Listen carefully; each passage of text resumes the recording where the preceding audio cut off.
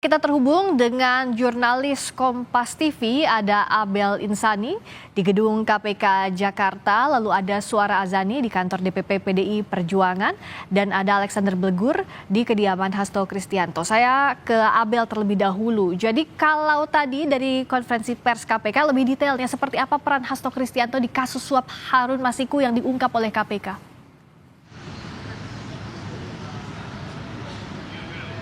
Ya, selamat petang. Friska dan juga saudara, memang untuk Hasto Kristianto ini memiliki peran yang cukup signifikan terkait dengan kasus suap dari Harun Masiku begitu ya. Karena memang dari awal ini Hasto Kristianto sudah dianggap sebagai orang yang ingin melakukan pemenangan kepada Harun Masiku, bahwa untuk Harun Masiku yang sebenarnya tidak menang di Dapil 2 atau Dapil 1, maksud saya Dapil 1 Sumatera Selatan, tetapi Hasto Kristianto ini memaksa Rizky Aprilia yang dalam hal ini menang di Dapil 1 Sumatera Selatan untuk bisa mundur agar Hasto Kristianto, maksud saya agar Harun Masiku ini bisa menang atau menempati atau duduk di kursi Dapil 1 Sumatera Selatan. Nah, ini adalah salah satu bentuk pemaksaan atau indikasi dari Hasto Kristianto yang melakukan pemenangan untuk maksud saya memaksa menang dari Harun Masiku untuk mencoba menang di Dapil 1 Sumatera Selatan. Lalu setelah itu Hasto Kristianto juga dianggap melakukan perintangan penyidikan gitu, karena membantu dari Harun Masiku untuk kabur dari Indonesia setelah KPK menetapkan Harun Masiku sebagai DPO atau daftar pencarian orang.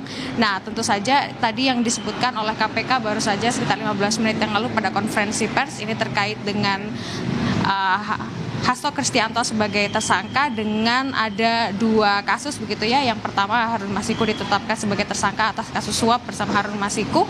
Lalu yang kedua atas obstruction of justice atau perintangan penyidikan yang menyebabkan Harun Masiku kabur pada saat menjadi daftar pencarian orang atau buron dari KPK. Kembali ke Anda, Friska. Terima kasih Abel. Dari KPK kita ke kantor DPP PDI Perjuangan, karena hingga saat ini kita masih menunggu bagaimana pernyataan resmi dari PDIP terkait dengan penetapan tersangka sekjennya Hasto Kristianto bersama Suara Azani. Suara, jadi kalau sampai sore ini bagaimana perkembangan terkini soal pernyataan resmi dari PDI Perjuangan? Apa sikap partai dan sudah adakah tanda-tanda siapa yang jadi calon pengganti Hasto di posisi sekjen?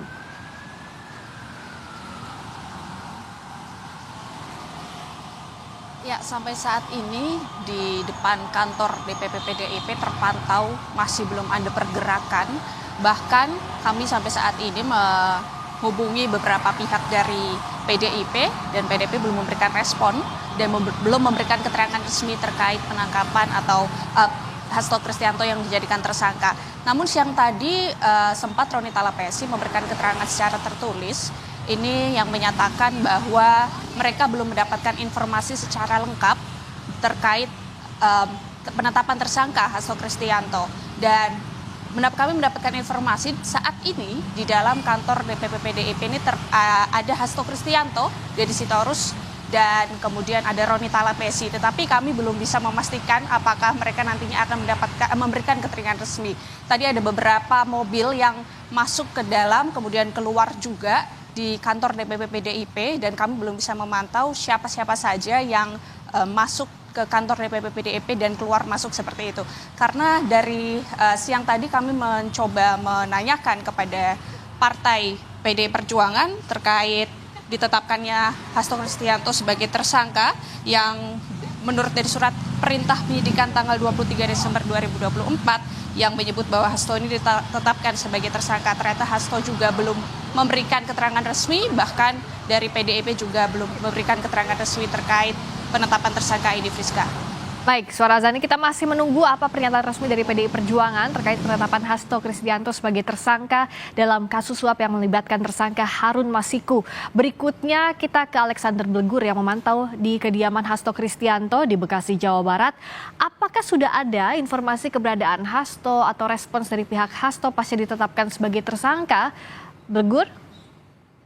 Baik, Rizka dan saudara, memang saat ini saya sejak Selasa pagi tadi, memang saya telah memantau kediaman dari Sekjen PDIP Hasto Kristianto. Memang sejak pagi tadi hingga sore hari ini, hingga KPK menetapkan status dari Sekjen PDIP Hasto Kristianto, memang Hasto Kristianto ini tidak terlihat di kediamannya di perumahan Taman Villa Kartini, Kelurahan Margahayu, Kecamatan Bekasi Timur, Kota Bekasi. Saat ini memang penjagaan dilakukan di rumah Hasto yang berlantai 2 bercat putih ini oleh satuan tugas dari Perjuangan sekitar 8 orang. Nah, saat ini memang penjagaan dilakukan sejak pagi tadi hingga sore hari ini masih dilakukan penjagaan oleh Satgas PDIP. Sementara itu, informasi dari RW maupun dari Satgas, memang keberadaan Hasto ini memang dari semenjak kemarin itu tidak berada di kediamannya, karena memang Hasto dikabarkan telah pergi dari rumah sejak kemarin atau keluar kota dalam rangka perayaan Natal dan Tahun Baru. Seperti itu, Priska. Oke, dan sampai sekarang belum ada respons dari pihak Hasto Kristianto, termasuk juga keberadaannya.